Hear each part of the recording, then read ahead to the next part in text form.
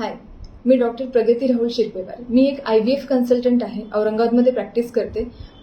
तरीसुद्धा मी आज एका वेगळ्या विषयावरती बोलणार आहे, ते म्हणजे हार्ट अटॅक. हा मला विषय महत्त्वाचा का वाटला?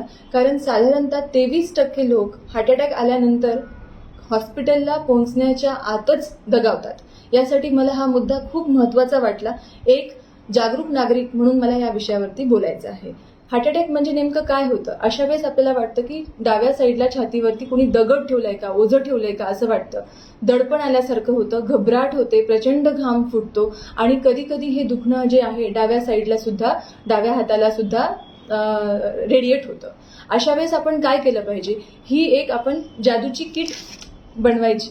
त्या किटमध्ये काय काय असतं? त्या किटमध्ये सॉर्बिट्रेट 5 mg, इकोस्प्रिन 150च्या 2 गोळ्या, त्यानंतर स्टॅटिन 40 mgच्या 2 गोळ्या आणि क्लोपिटॅबच्या 4 गोळ्या 75 पॉवरच्या.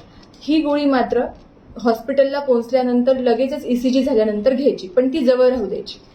तर ह्या गोळ्यांची किंमत जी आहे ती फक्त 70 रुपयाला पडते आणि हे सगळ्यांचं तुम्ही एका पॉकेटमध्ये टाकून किट बनवू शकता.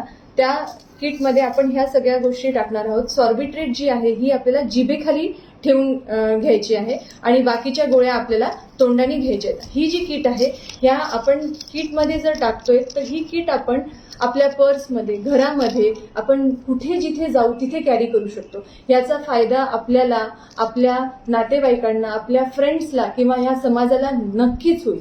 आणि क्लोपिटॅब गोळी सोडली तर बाकीच्यांची साईड इफेक्ट्स नाही. सपोज हा अटॅक नसेल तरी आपण गोळ्या घेतल्या तर काही साईड इफेक्ट होतील, तर त्याचा काही मेजर साईड इफेक्ट नाही. पण म्हणून ही गोळी जी आहे ही डॉक्टरांच्या सल्ल्यानेच घ्यावी.